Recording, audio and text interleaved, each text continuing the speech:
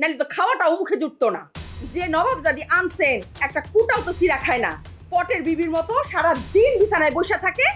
এক পাতিলের সংসার।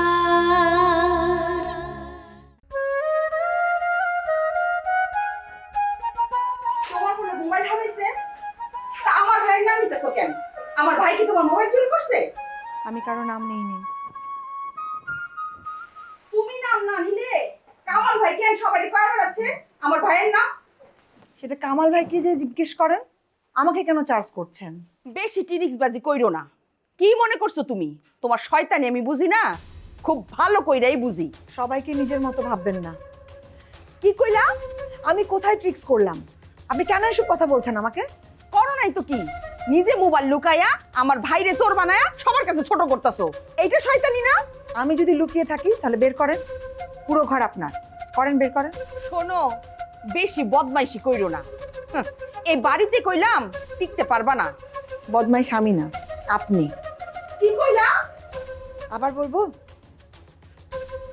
তোমারে তোমারে আমি দেখা নিমু। কিরে কই যাইতাছস? দেখা নিবি বলে তো দেখা নে। শোনেন, পোলার বউরে এত আশকারা দিয়েন না। তো কারে দিব? তোরে দিব? তুই তো করেই করতেছেন কেন? তাহলে কি তোরা আপনি করে কথা কমো?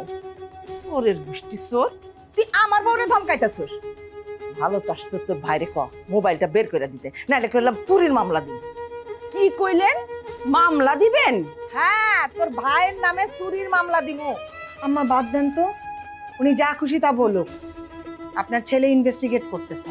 যদি প্রমাণ হয় কামটা তুমি করছো, তাইলে দেখো আমি কি করি।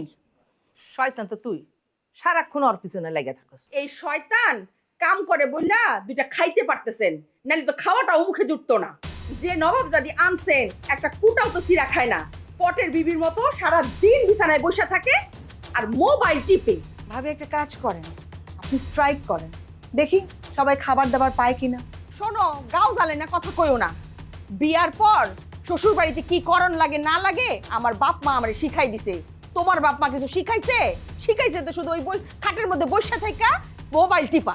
চোখের সামনে তোমার শাশুড়িটা খাইটা মরে, আর তুমি কি করো? বসা বসা ঠ্যাংয়ের উপর ঠ্যাং তুলে খাও। এই চুপ কর তো, আর কোনো কথা কইস না। আর তোরে যেটা আমি কইতাছি, এই ঘরে আর তুই ঢুকবি না। যা বাইর হ, বাইর হ। শরম নাই আপনার? নাহারে একবার এই ঘরে ঢুকতে নিষেধ কইরা সারা রাত ঘরের বাহিরে ছিলেন, এখন আমারে কইতাছেন? কমু নাকি দাদা জান রে? ক তোর দাদারে ক, দেখি কি করতে পারে। শুনেন, বেশি তুই তুকারি কইরেন না।